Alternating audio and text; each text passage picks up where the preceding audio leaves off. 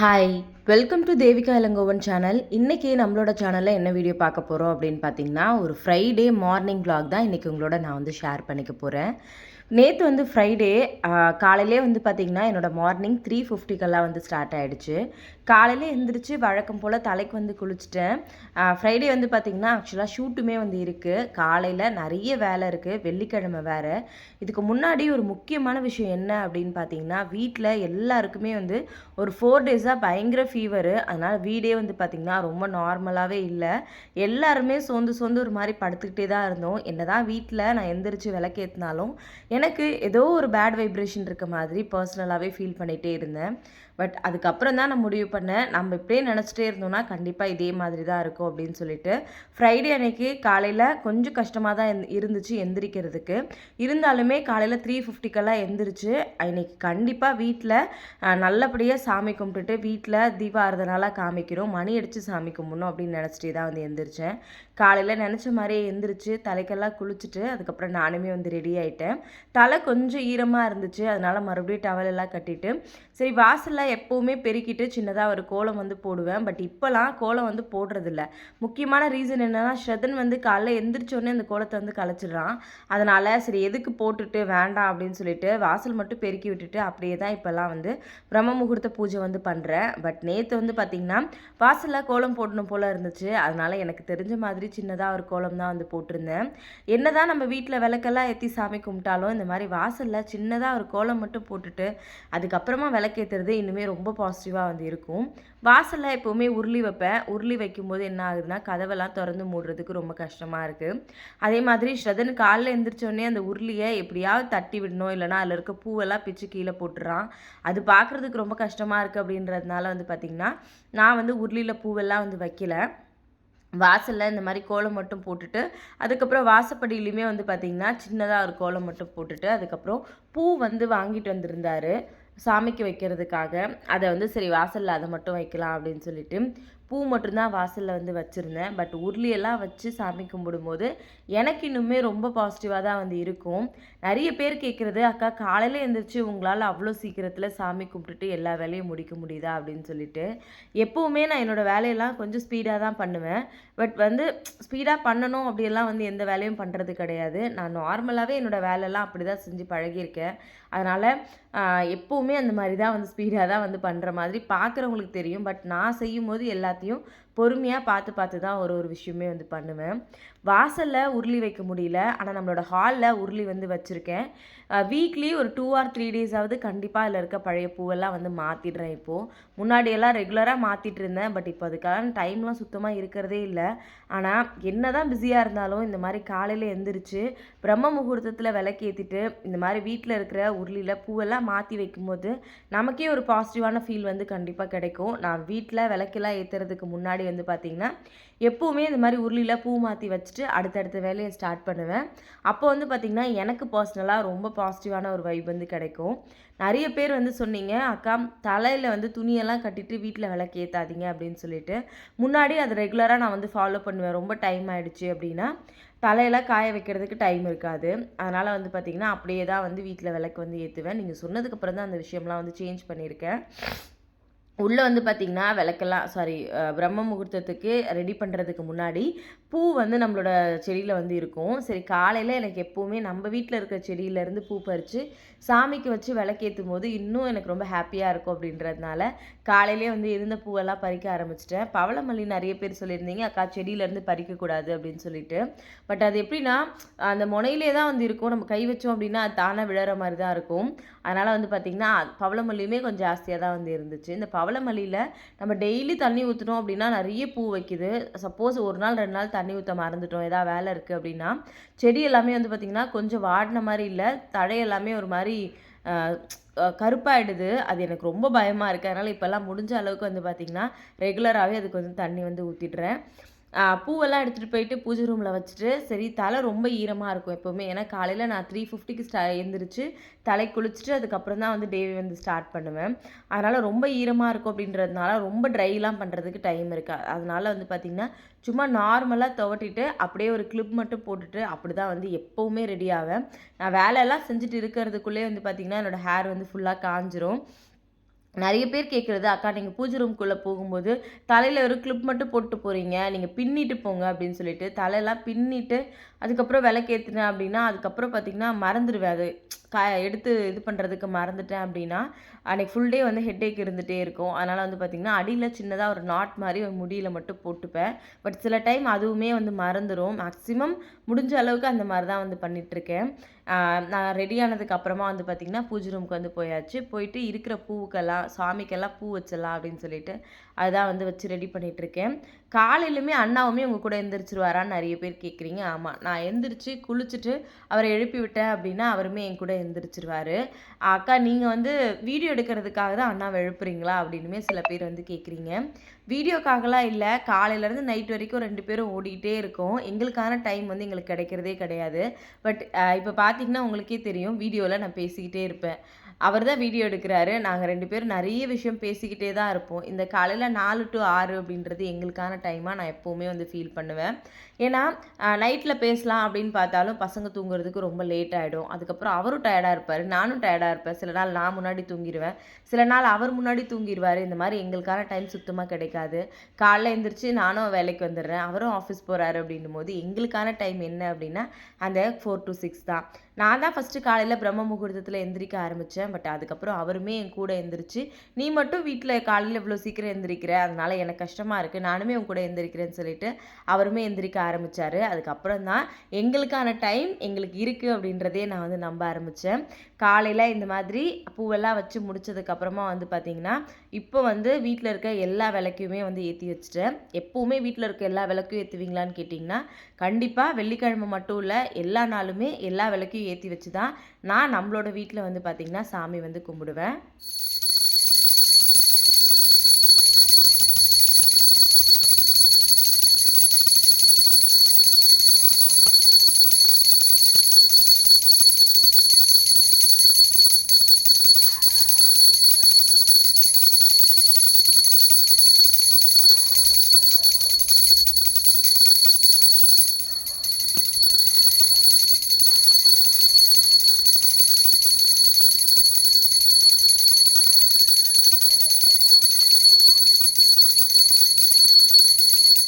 ஏன் பேசுறது ஸ்டாப் பண்ணிட்டேன் அப்படின்னா, காலையில இந்த மாதிரி மணி சத்தம் கேட்கறது எனக்கு ரொம்ப பிடிக்கும். நிஜமாவே அது கேட்குறவங்களுக்குமே ஒரு நல்ல வைப்ரேஷன் இருக்கும் அப்படின்றதுனால தான் நான் எதுவும் பேசவே இல்ல, அமைதியா இருந்தேன்.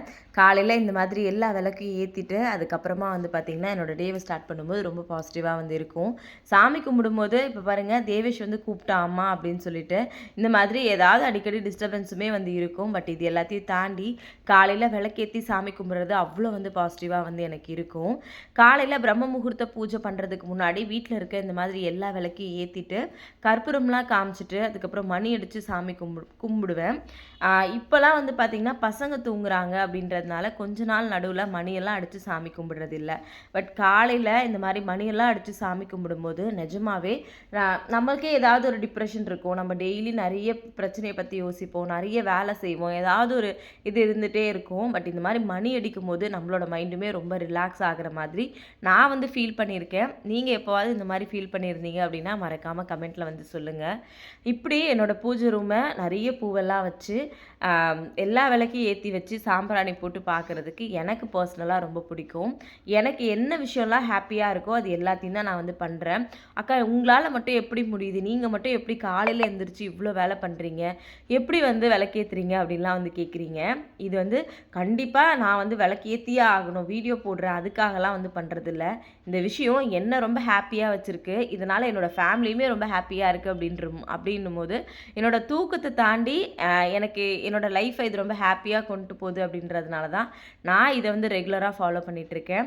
வீட்ல விளக்கெல்லாம் ஏத்தி முடிச்சதுக்கு அப்புறமா வந்து பார்த்தீங்கன்னா, பிரம்ம முகூர்த்த விளக்கு ஏத்திட்டு, அதுக்கப்புறமா மறுபடியும் கொஞ்ச நேரம் சாமிக்கிட்ட ரிலாக்ஸா உட்காந்து சாமியெல்லாம் கும்பிட்டுட்டு, அதுக்கப்புறம் தான் என்னோட டேவையே நான் வந்து ஸ்டார்ட் பண்ணுவேன். நிஜமாவே சொல்கிறேன். காலையில் பிரம்ம முகூர்த்த விளக்கேற்றிட்டு என்னோடய டேவை ஸ்டார்ட் பண்ண என்னைக்கு ஆரம்பிச்சனோ அன்னையிலேருந்து என்னோடய லைஃப்பில் நிறைய சேஞ்சஸ் வந்து நடந்திருக்கு. என்ன ரெகுலராக ஃபாலோ பண்ணுறவங்க எல்லாருக்குமே கண்டிப்பாக தெரிஞ்சிருக்கும். அதுக்கப்புறமா இன்றைக்கி வெள்ளிக்கிழமை வீட்டில் வேறு எல்லாருக்கும் உடம்பு சரியில்லைன்னு ஆல்ரெடி சொல்லியிருந்தேன். எனக்கு காலையிலே வீடு ஃபுல்லாக சாம்பிராணி போடணும் போல் தோணுச்சு. எப்போவுமே வெள்ளி செவ்வாயில் அட்லீஸ்ட் வெள்ளிக்கிழமை ஒரு நாளாவது இந்த மாதிரி வீடு ஃபுல்லாக சாம்பிராணி போட்டு விடுவேன். பசங்க உள்ளே தூங்கிட்டு இருக்காங்க, புகை போச்சுன்னா எந்திரிச்சிருவாங்க அப்படின்றதுனால கதவை வந்து க்ளோஸ் பண்ணிட்டேன். ஹாலில், அதுக்கப்புறம் கிச்சனில், சில டைம் பாத்ரூம்லலாம் கூட ஃபுல்லாகவே வந்து இந்த மாதிரி இந்த மாதிரி புகை வந்து போட்டு விடுவேன். அது இன்னும் எனக்கு ரொம்ப வந்து வீடு ரொம்ப பாசிட்டிவாக இருக்க மாதிரி வந்து இருக்கும். காலையிலே வந்து பார்த்திங்கன்னா இந்த மாதிரி விளக்கேற்றி வீட்டில் சாம்பிராணியெல்லாம் போடும்போது நிஜமாகவே உங்களோட டே அன்னைக்கு நல்லா ஸ்டார்ட் ஆகிறத தாண்டி உங்களுக்கே வந்து பார்த்திங்கன்னா ரொம்ப பாசிட்டிவான ஒரு ஃபீல் வந்து கண்டிப்பாக கிடைக்கும். அதுக்கப்புறமா ஃபைனலாக உள்ளே போயிட்டு மறுபடியும் சாமி ரூமில் ஃபுல்லாகவே வந்து இந்த மாதிரி தூவாரதனெல்லாம் காட்டி முடிச்சுட்டு அதுக்கப்புறமா தான் என்னோடய சமையலுக்கு வந்து நான் சமையல் வந்து பண்ண ஆரம்பிப்பேன். ஏன்னா ஷூட்டிங் வேறு இருக்குது, அவருமே ஆஃபீஸ் வந்து கிளம்புறாரு. அதனால் வந்து பார்த்திங்கன்னா சமைக்க வேண்டிய வேலை நிறைய இருக்குது. சமைச்சு முடிச்சுட்டு நான் ஷூட்டிங் தேவையான திங்ஸ் எல்லாம் சரியாக இருக்கான்னு செக் பண்ணிவிட்டு அடுத்ததாக வந்து தேவேஷ் பொட்டிக்கு கொரியர் கொஞ்சம் பேக் பண்ண வேண்டிய வேலை இருந்துச்சு. அதையுமே பேக் பண்ணி முடிச்சுட்டு அதுக்கப்புறமா நான் வீடியோஸ் எல்லாத்தையும் எடிட் பண்ணி இங்கேயே அப்லோட் பண்ணிவிட்டு போனேன் அப்படின்னா தான் என்னால் வந்து ஷூட்டிங் போனதுக்கப்புறம் ஷூட்டிங் வேலையை பார்க்க முடியும். என்னால் அங்கே போய் எடிட் பண்ணேன் அப்படின்னா கூட எடிட் பண்ணுறதுக்கு டைம் கூட கிடைக்கலாம். பட் வாய்ஸ் ஓவர்லாம் அங்கே போய் கொடுக்க முடியாது. ஏன்னா ஷூட்டிங்கில் வந்து பார்த்திங்கன்னா நிறைய சவுண்ட் வந்துகிட்டே இருக்கும். நம்மக்கிட்ட நிறைய பேர் கேட்குறது, அக்கா நீங்கள் என்ன மைக் யூஸ் பண்ணுறீங்க வாய்ஸ் ஓவர் கொடுக்கறதுக்கு அப்படின்னு. ஆக்சுவலாக என்கிட்ட மைக்கெல்லாம் எதுவும் கிடையாது. நம்மளோட வீட்டில் எங்கே சத்தம் இல்லாமல் இருக்கோ அங்கே தான் உட்காந்து வாய்ஸ் ஓவர் வந்து கொடுத்துட்ருக்கேன். பட் இது வரைக்கும் எனக்கு அது எதுவும் தப்பாலாம் தெரிஞ்சதில்லை. பட் ஒரு மைக் வந்து சீக்கிரமாகவே வந்து வாங்கணும். மேபி வெளியில் ஏதாவது வீடியோ எடுக்கிறோம் அப்படின்னா அது கொஞ்சம் யூஸ்ஃபுல்லாக இருக்கும் அப்படின்னு சொல்லிட்டு நானுமே நம்புகிறேன். ஏன்னா ஷூட்டிங் எல்லாமே கூட போகிறேன். அந்த மாதிரி டைமில் நம்ம மைக் இருந்துச்சு அப்படின்னா மாட்டிட்டு வாய்ஸ் ஓவர் கொடுத்தோம் அப்படின்னா மேபி சவுண்ட் எல்லாம் எதுவும் கேட்காது. பட் பட்ஜெட் கொஞ்சம் ஜாஸ்தியாக இருக்குது. 15,000 மேலே வாங்கினா தான் நல்லாயிருக்கும் அப்படின்னு சொல்லிட்டு இருக்காங்க. அதனால் வந்து பார்த்திங்கன்னா சரி இப்போதைக்கு ஹோல்ட் பண்ணி வந்து வச்சுருக்கேன். இப்போ அவர் இல்லை, ஆக்சுவலாக நானே ஸ்டாண்ட் வச்சு தான் வீடியோ வந்து எடுத்துகிட்ருக்கேன். குளிக்கிறதுக்கு வந்து போயிட்டாரு. ஏன்னா அவருமே 6 o'clock வந்து ஆஃபீஸ் வந்து கிளம்பணும். நான் காலையில் 4:50க்குள்ளேயே இந்த வேலை எல்லாத்தையும் வந்து முடிச்சுட்டு ஒரு 5 மணிக்கெல்லாம் வந்து பார்த்திங்கன்னா கிச்சனுக்கு வந்துட்டேன் சமைக்கிறதுக்கு. காலையில் மேக்ஸிமம் ஏதாவது சத்து மாவு கஞ்சியோ இல்லை ஏதாவது வந்து பண்ணி கொடுத்துருவேன். வீட்டில் இட்லி மாவு அரைச்சிருந்தேன் அப்படின்னா கண்டிப்பாக தோசையோ இட்லியோ பண்ணி கொடுப்பேன். சில டைம் அது கூட இருக்காது, வெறும் பால் மட்டும் காய்ச்சி கொடுத்தனா கூட குடிச்சிட்டு ஆஃபீஸ் வந்து கிளம்பிடுவார். எனக்கு இவ்வளோ காலையில் எதுவும் வேண்டாம் அப்படின்னு சொல்லிட்டு. வீட்டில் இட்லி மாவு ஏதாவது இருந்துச்சு அப்படின்னா கண்டிப்பாக தோசை இட்லி ஏதாவது ஊற்றி டிஃபன் பாக்ஸில் போட்டு கொடுத்து அனுப்பிடுவேன். வீட்டில் இப்போல்லாம் வந்து பார்த்திங்கன்னா கண்டிப்பாக ஒரு நாள் இல்லை டெய்லியுமே கீரை இருக்கணும் அப்படின்றதுலாம் நான் ரொம்ப கான்ஷியஸாக இருக்கேன். சில பேர் அக்கா வெள்ளி செவ்வாயில் வந்து கீரை பண்ணக்கூடாது அப்படிலாம் வந்து சொல்கிறீங்க. பட் பசங்களாம் இருக்காங்க, அதனால் அவங்களுக்காக எல்லாமே வந்து பண்ணுறது. நான்வெஜ் கூட ஃப்ரைடே டியூஸ்டேலாம் வந்து நான் சாப்பிடாம இருக்கேன். பட் வந்து பசங்களுக்கு கண்டிப்பாக வந்து பண்ணி கொடுப்பேன். ஏதாவது முட்டையோ இல்லை எக்கோ ஃபிஷ்ஷோ. மேக்ஸிமம் வந்து பார்த்திங்கன்னா நம்ம வீட்டில் ஃபிஷ்ஷும் எக்கும் வந்து ஜாஸ்தி வந்து சமைக்கிறேன் இப்போலாம். நான் வந்து 48 டேஸ் வந்து நான்வெஜ் சாப்பிடாம விரதம் தான் இருக்கேன். இருந்தாலும் வீட்டில் இருக்கவங்களுக்கு வந்து செஞ்சு கொடுத்துட்டு அதுக்கப்புறம் தான் நான் எந்த வேலையாக இருந்தாலுமே வந்து பார்ப்பேன். ஏன்னா சில பேர் வந்து சொல்வீங்க, அக்கா வெள்ளிக்கிழமையில் வந்து கீரை செய்யாதீங்க அப்படின்னு. பட் கீரை ரொம்ப நல்லது அப்படின்றதுனால நான் இப்போ ஒரு 2 மந்த்ஸாகவே இதை ரெகுலராக ஃபாலோ பண்ணிகிட்ருக்கேன். இப்போ உடம்பெல்லாம் வேறு சரியில்லை அப்படின்றதுனால வீட்டில் சரியாக சமைக்காத மாதிரி எனக்கு ஒரு ஃபீல் இருந்துகிட்டே இருக்குது. சமைச்சாலும் சாப்பிட்றதுக்கு பசங்களும் ரெடியாக இல்லை, அவரும் ரெடியாக இல்லை. டெய்லி வீட்டில் கஞ்சி தான் வந்து இருந்துச்சு. அதனால் வந்து பார்த்திங்கன்னா கொஞ்சமாக சாம்பார் மட்டும் வச்சுட்டு அதுக்கப்புறம் கீரை பொரியல் பண்ணிவிட்டு உருளைக்கிழங்கும் கத்திரிக்காயும் இருந்துச்சு. அதை வச்சு செமி கிரேவி மாதிரி ஒன்று பண்ணிவிட்டு சாதம் மட்டும் வடிச்சிட்டு நான் வந்து ஷூட்டிங்க்கு தேவையான திங்ஸ் எல்லாத்தையுமே வந்து ஆல்ரெடி எடுத்து வச்சுருந்தேன். அதெல்லாம் கரெக்டாக இருக்கான்னு ஒரு தடவை செக் பண்ணிவிட்டு அதுக்கப்புறம் அப்பாவுக்கு கால் பண்ணி அப்பாவை வர சொல்லியிருந்தேன். ஏன்னா தேவேஷ் அப்பா தான் ஸ்கூலுக்கு கூட்டிகிட்டு போவாங்க. ஸ்ரதனையும் தேவேஷும் அப்பா ஸ்கூலுக்கு கூட்டிகிட்டு போவாங்க. வீட்டுக்கு கூட்டிகிட்டு போயிட்டு ஸ்ரதனை விட்டுட்டு அப்படியே தான் வந்து தேவேஷை ஸ்கூலுக்கு கூட்டிகிட்டு போவாங்க. அதனால் அவனுக்கு தேவையான லஞ்ச் எல்லாம் பேக் பண்ணி வச்சுட்டு டிஃபன் பாக்ஸில் அவனுக்கு லஞ்ச் எல்லாம் போட்டுட்டு காலைல பிரேக்ஃபாஸ்ட் அவனுக்கு கொடுத்துட்டு என்னோடய வேலையெல்லாம் கம்ப்ளீட்டாக முடிச்சுட்டு அதுக்கப்புறமா தான் நான் வந்து ஷூட்டிங்க்கே வந்து கிளம்புறேன். ஆக்சுவலாக அவர் ஆஃபீஸ் கிளம்பல, ஏதோ பேசிக்கிட்டே இருந்தார். நானும் ரொம்ப நேரமாக பேசிகிட்டே வந்து இருந்தேன்.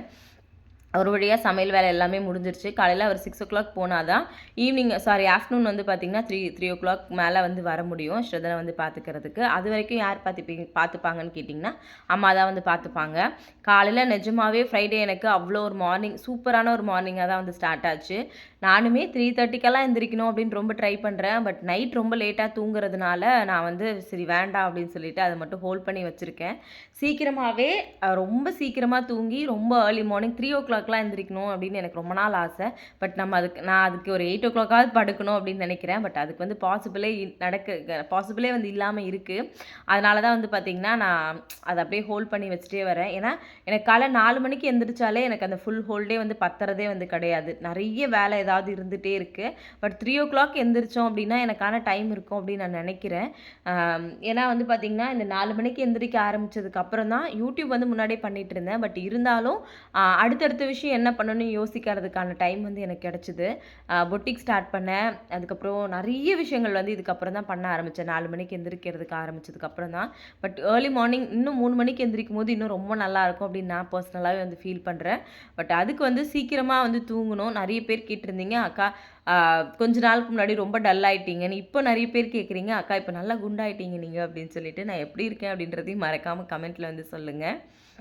நல்லா ரெஸ்ட் எடுங்க அப்படின்னு சொல்கிறீங்க. நல்லா ரெஸ்ட் எடுக்கிறேன், நல்லா சாப்பிட்றேன், எண்ணெய் நான் ரொம்ப நல்லா வந்து பார்த்துக்கிறேன். அதே மாதிரி காலையில் எண்ணெய் வந்து பாமாயிலுமே வீட்டில் வந்து யூஸ் பண்ணுவேன். ரேஷன் கடையில் வாங்கிட்டு வர்றதை காலையில் எடுத்து கொட்டி அந்த எண்ணெயை கொதிக்க வைக்கலான்னு பார்க்கும்போது அந்த வானல்லே வந்து கொட்டி லேசாக சிந்திருச்சு. நிறைய பேர் அக்கா வெள்ளிக்கிழமை எண்ணெய் சிந்திருச்சு, விளக்கு கீழே விழுந்துருச்சு, இந்த மாதிரிலாம் கவலைப்படுறீங்க. அதெல்லாம் நம்ம தவறுதலாக பண்ணுற விஷயம். அதனால் ஏதாவது கெட்ட விஷயம் நடக்குமாலாம் கேட்குறீங்க. அப்படியெல்லாம் எதுவுமே நடக்காது அப்படின்றது என்னோட நம்பிக்கை. நம்ம என்ன விஷயத்த முழுசாக நம்புகிறோமோ அதுதான் நமக்கு நடக்கும். நீங்கள் நல்லது மட்டுமே எனக்கு நடக்கும் அப்படின்னு நினச்சிங்கன்னா கண்டிப்பாக நல்லது தான் நடக்கும். நானுமே சில டைம் விளக்கெல்லாம் கீழே போட்டு உடச்சிருக்கேன். வெள்ளி செவ்வாயில் குங்குமம் கீழே கொட்டியிருக்கு, ஏதாவது அடிபட்டிருக்கு. அப்போல்லாம் நினைப்பேன் ஏதோ நமக்கு பெருசாக வர வேண்டியது இதோட முடிஞ்சிருச்சு, இனிமேல் எனக்கு நமக்கு எல்லாமே நல்லதாக தான் நடக்கும் அப்படின்னு நான் நம்பிக்கையாக தான் அந்த டேவை வந்து ஸ்டார்ட் பண்ணுவேன். கண்டிப்பாக நீங்களும் அந்த மாதிரி யோசிக்கிறவங்களா இருந்தீங்க அப்படின்னா கண்டிப்பாக அந்த மாதிரி ட்ரை பண்ணி பாருங்கள். நிஜமாகவே உங்களுக்கு அன்றைக்கி டே ரொம்ப பாசிட்டிவான ஒரு டேவாக தான் வந்து இருக்கும். ஏன்னா நம்ம ஏதாவது ஒரு விஷயம் நடந்துருச்சு அப்படின்னா நம்ம அதையே யோசிச்சுட்டு இருந்தோம் அப்படின்னா அடுத்த விஷயம் நம்மளால் கண்டிப்பாக பண்ணவே முடியாது.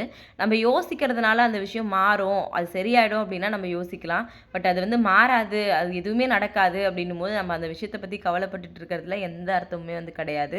இதை தாண்டி அடுத்த விஷயம் என்ன பண்ணலாம், நடந்துருச்சு, அதை மாற்ற முடியாது, அடுத்தது நம்ம என்ன பண்ணலாம் அப்படின்னு யோசிச்சு பாருங்க. கண்டிப்பாக அதுக்கான ரிசல்ட் வந்து உங்களுக்கு கிடைக்கும். நான் எப்போவுமே அப்படி தான் வந்து யோசிப்பேன்.